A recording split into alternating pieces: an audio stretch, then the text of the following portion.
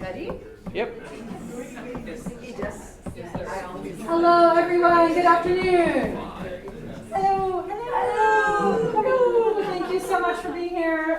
Several of you have been here yesterday and the day before, or some combination of those. Thank you so much. We really appreciate you all showing up to support all the hard work that goes into these. Thank you. We definitely want to acknowledge Darrian's mentor/mentors. There seems to be some confusion about how many mentors he has. I don't know if there's a hierarchy of mentors. I don't want to get it wrong. Okay, that's what I thought. But I tried to talk to Darrian about it too, and Professor Williams, thank you so much for taking the lead on mentoring Darrian, and Professor Stewart, thank you so much for mentoring as well. Thank you both. Yay. So I'm Dr. Cook. If I don't know you, I'm the coordinator of the honors program. I'd like to introduce Darrian Jones. He's going to be presenting today on the Electoral College. Should we apologize? Exactly! The Electoral College. And then there was a collective... Throw it out! Tell us why. Okay. So my capstone is pretty much about whether or not we should abolish the Electoral College. In terms of what this presentation will cover, I'm going to explain what the Electoral College is, how it works, some of the historical context behind why it was created, the arguments for and against it, and then two potential alternatives I will cover very briefly. And then I'm going to provide a very brief personal, opinion about what I think would be the best option. Okay, so first off, what is the Electoral College? So it's a system for electing the president and vice president. It's found in Article 2 of the Constitution. And unlike a lot of local or statewide elections, where you vote for a person directly, you'll vote for a senator or a representative. For the president, you actually don't vote directly for the president. You vote for electors. And what is an elector? So an individual who essentially votes on voters' behalf. And they're typically chosen by state political parties or the state legislature.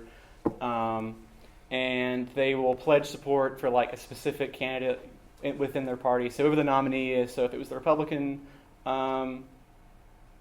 candidate, they would like pledge support for that candidate. If it was a Democrat, they'd pledge support for the Democratic candidate. In terms of like requirements, they can't be a congressperson, a high-ranking federal official, that they can't be the president. That'd be kind of a conflict of interest. Or an insurrectionist, so they can't like try to overthrow the government. In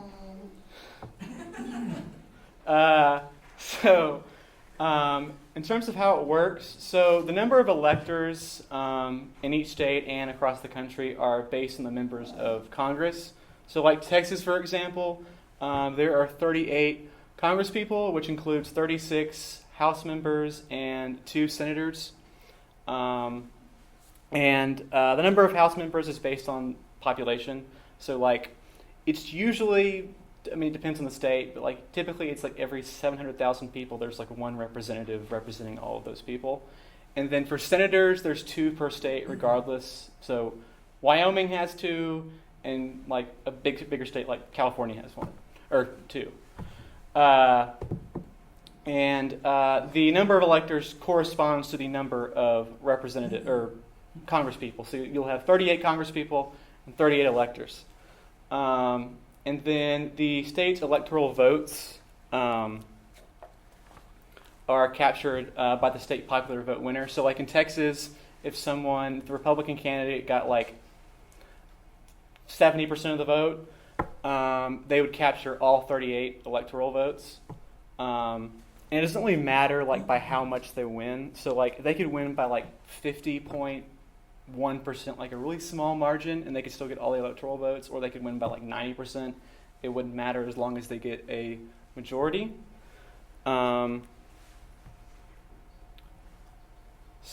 And to become president, you have to accumulate 270 electoral votes, which is about half of the, just 1/2 of the number of total electors. And if for some reason no one receives a majority, which is usually pretty rare because there's not a lot of like multi-party elections where there's like multiple candidates running. So, but if that does happen, which it has happened a couple of times, the vote will go to the House, and then each state will kind of have like one vote in the saying of who becomes president. So basically Congress or the states get to choose who's president in that case. So now I'll provide some historical context.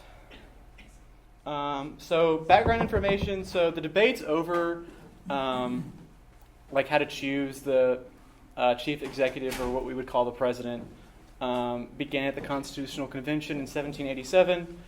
And at the time, no other country like elected their president directly. Like most of the major like European powers, like France, Great Britain, all those other powerful countries, mostly had like monarchs that were in charge, that were not elected. So this was kind of not a new idea, but like kind of a rare thing going on at the moment. And because of just escaping a monarchy, they were very distrusting of like a really strong executive figure or like president. So they didn't want someone super strong in charge. And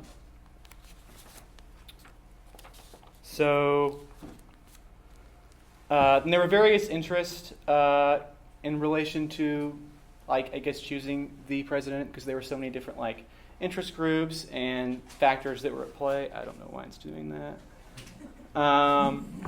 So they were pretty divided over the method of choosing the president. So one of the like debates was over whether they should direct the president or elect the president directly or have Congress select them. Most actually favored congressional selection at the time, but mainly because, I mean, back then, like, communication infrastructure was pretty weak. Like, you don't have it like now where you can look on your phone and see what's going on in the world, like, in 10 seconds. So news didn't spread as fast, and it wasn't as, like, it couldn't spread nationally as easily. So they were worried there'd be, like, a lot of ill-informed people voting for president. But at the same time,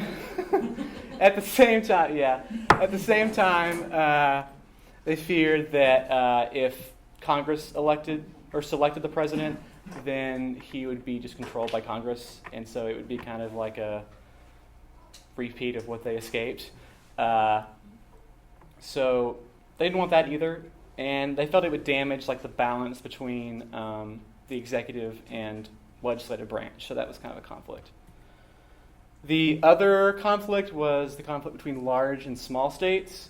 Large states favor representation in Congress on population alone because they had more people, and that would give them more power because they had more people that could vote.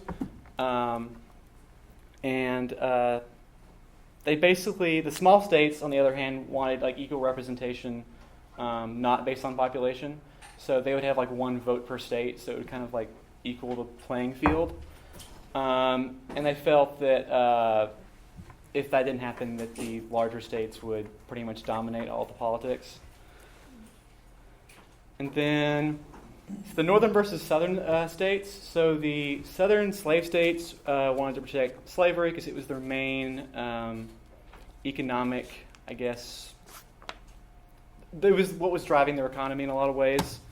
That and agriculture. So they wanted to protect that from the northern free states because they made up a larger portion of the population. And since slaves could not vote, they couldn't really it kind of like minimized the representation. So overall, they feared a representational disadvantage from the North. They feared that they might try to get rid of slavery on a national level. So as a result, they did a series of compromises. It's mainly known as the Connecticut Compromise or the Great Compromise. For the election, for electing versus like selecting, they compromised by having electors serve as independent filters on the popular vote, so it's still giving power to the citizens, but also giving power to the government by having Congress select the president if there was not a majority. And back then they actually expected that to happen most of the time because they thought there'd be a bunch of political parties, but that soon devolved, and there were political parties like right after George Washington. So that didn't work out too well. But and then in terms of large and small states, they gave each state 2 senators regardless of population. They had House representatives that was based on population. And then each state was given 1 delegate if the election went to the House. So it kind of balanced out like state representation, it balanced out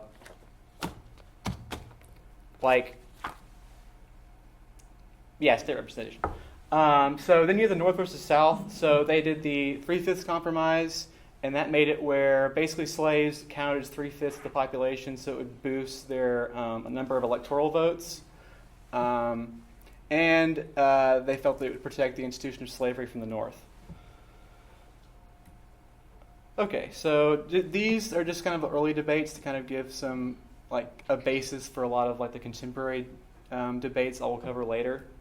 So during this convention, there were the Federalists and Anti-Federalists.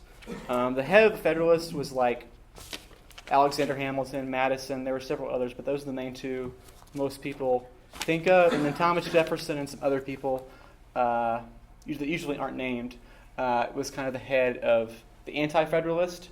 And the Federalists were in support of the Constitution, which included the Electoral College, and the Anti-Federalists were against ratifying it. And they expressed their views in the Federalist and Anti-Federalist papers. However, there is actually little debate over the Electoral College, but there's still some basis in a lot of what people talk about today in terms of the arguments for and against it. So one example of this is Federalist 10. It's probably one of the most famous ones. It's by James Madison, and he worried that under a direct election or direct democracy, that a bunch of factions would form, which are just large, groups of people that had very specific or extreme interests that might hurt the interest of others. And they felt that a large republic would sort of mitigate or control the power of those factions and encourage more broad appeal rather than just a bunch of different groups. And then Federalist 68 by Hamilton, he basically says that he's trying to ensure the people that the electors are going to be independent, which didn't happen. But and then he ensures that the electors were qualified, they were going to make a good decision. That didn't happen either. And then he basically said that they would ensure that any candidate they chose would have the capability to be president. But boy, can he sing. So, and then there's really not that many, it was hard to find anti-federalist papers just because they were a little more disorganized of a group. So I only found a few, and a lot of them didn't even really talk about the Electoral College. The only one I found, it was mainly just talking about how they thought if there was there was no winner, that it would go to the House, and they felt that was kind of undemocratic because the Congress people were choosing the president, not the people. But aside from that, there really wasn't much debate over the Electoral College itself directly. So contemporary debates. So I've categorized these into 3 different categories. So one of them is national appeal, and basically what that means is that it's measuring how much the current system does or does not appeal to either the national majority or geographically, demographically, stuff like that. So that in kind of a general sense. So those that are against it, they kind of minimize the popular vote losses. There's been 5 in the history of the U.S., but most say that that it's not enough for it to be impactful, because there's been 59. They basically say, well, there's been 59% presidential elections, only 5 have had this happen. So there's no point in changing it, which is kind of weak, but so. And then, so they kind of see that as insufficient justification.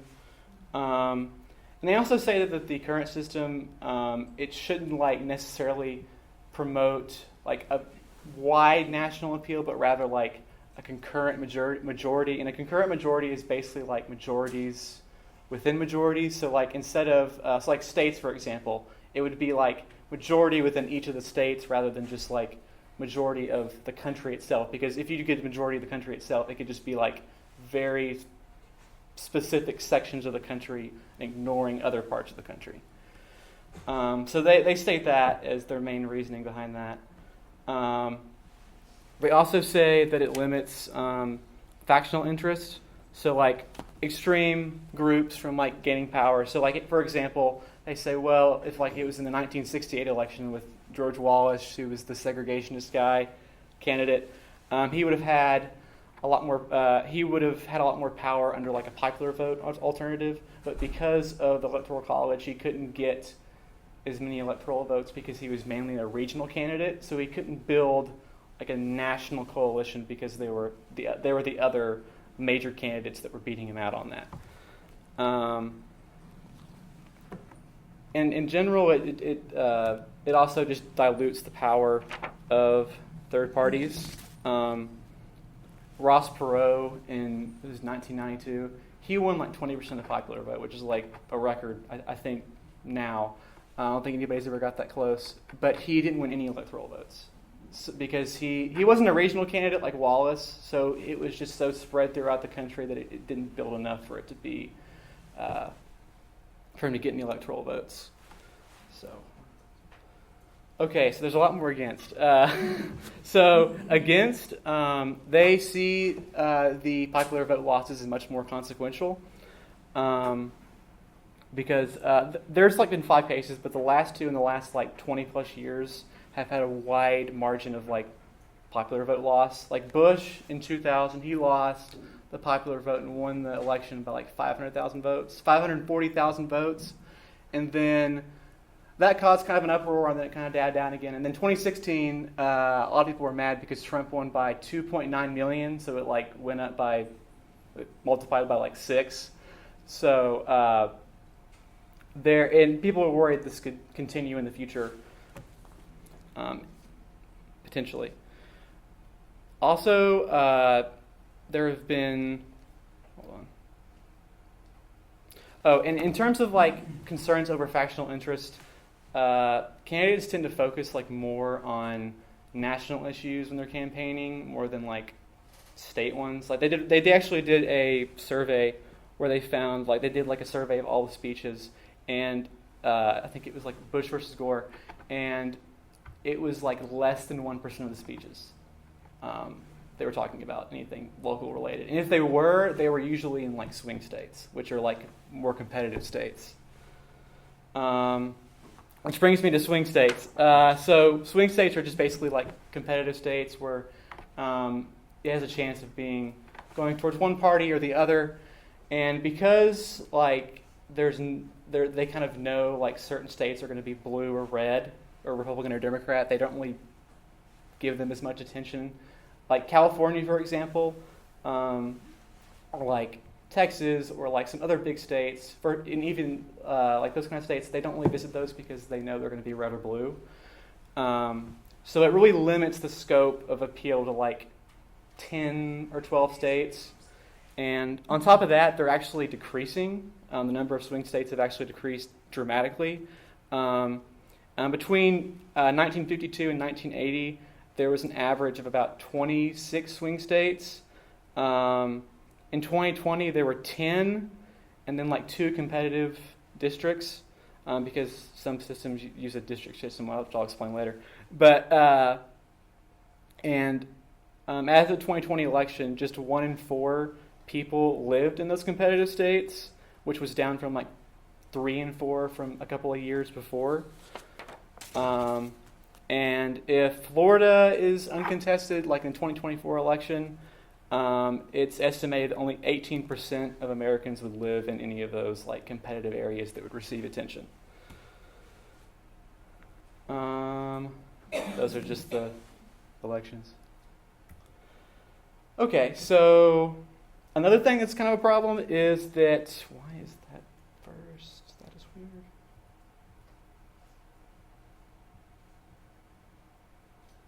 Okay, I don't know why that happened. Oh, okay, so ethnic minorities are typically concentrated in like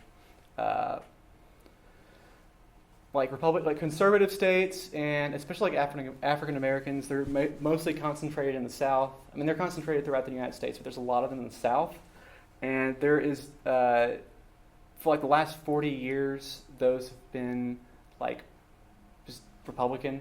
And for the most part, from like research I did, like African Americans are the largest like ethnic group in support of the Democratic Party. So it's really kind of going against their interest. In terms of candidate preference.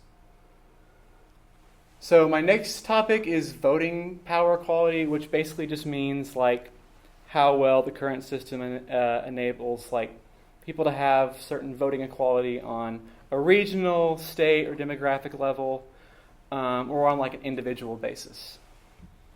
Those in favor said it was, once again, weak. Basically, they said that, well, their votes are technically equal on the state level, regardless if there's a majority, which really doesn't make sense.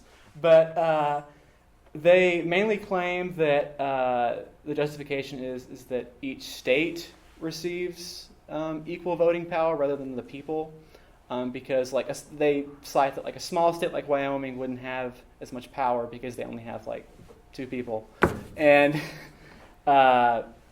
versus like Texas, who has like, you know, several, like 30 million or so, and it just makes them less powerful on like a national scale under like a popular vote. So they say it gives the smaller states a boost they need to like be important in elections, and I found out this is false later, that they claim that a lot of ethnic minority voters are in swing states, but for the most part, there are some, but it's kind of misleading because most of them are in non-swing states. And those who vote against or are against the Electoral College cite that voting power differs greatly by state. So one of the reasons behind this is because the number of electoral votes sometimes varies in the state's population. For example, Montana has 1 elector for its population of 1 million people. Wyoming has 1 for its population of 560,000 people. And then that didn't seem too bad, but then you like compare it to California, where they have discrepancy between the populations is much more stark. In 2010, actually, Wyoming had a population to electoral vote ratio of 187,000 to 1, while California had 677,000 to 1. So 1 vote in Wyoming is almost like 3 times more than 1 in California. And once again, they cite that the Senate gives small states a boost. They actually found out that if it had not been for the Senate boost in 3 separate elections, it actually would have resulted in a different candidate. And once again, it gives political minorities, it basically disenfranchises them or kind of like wastes their vote. And when I say political minorities, I mean like people that are in like if you were in California and you're a Republican, like basically, I mean, it's majority Democrat, like it hasn't been red in 20 plus years or more. Since the current system awards all the electoral votes to the winner of the simple majority, many votes are wasted. So a lot of people that are in the minority party don't even vote because there's like no point in doing it, because there's such a large majority in non-competitive states. And even when the candidate does win by like a slim majority, it still doesn't matter because as long as it's a majority, the winner takes all the electoral votes. Like, for example, Bush, he won Florida by only 537 votes, but he took all the electoral votes. A lot of people weren't happy about that. And it's even worse. It's even worse in like multi-party elections. A lot of people, it isn't like the entire reason why, but a lot of people say that Ross Perot kind of screwed up Bush's re-election in some aspects because he took a large percent of people that would have likely voted for him. And then, in addition to political minorities, you also have ethnic minorities that are sort of disenfranchised because, like I said earlier, they're mostly concentrated in southern states.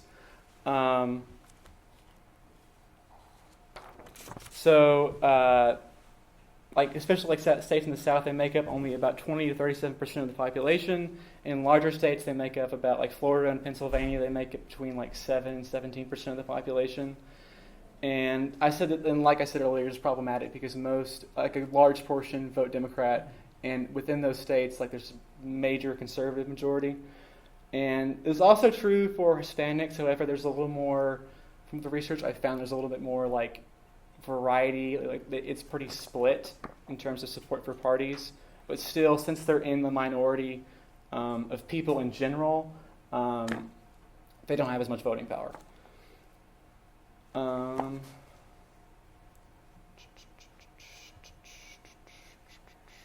Okay.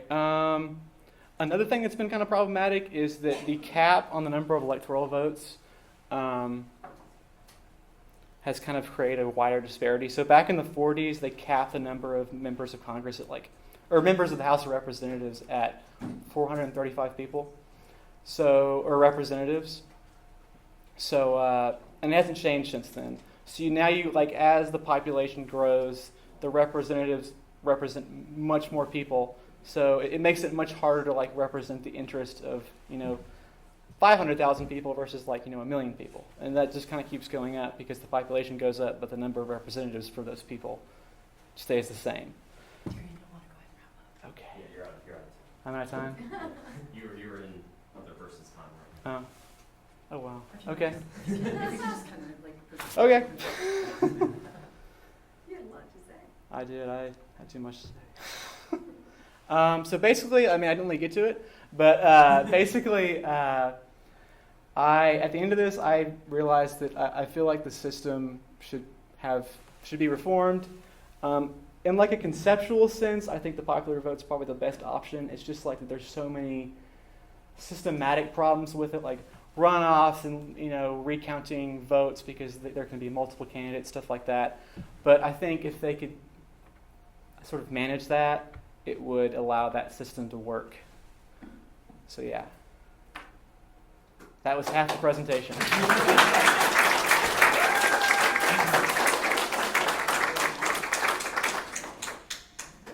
What questions do we have?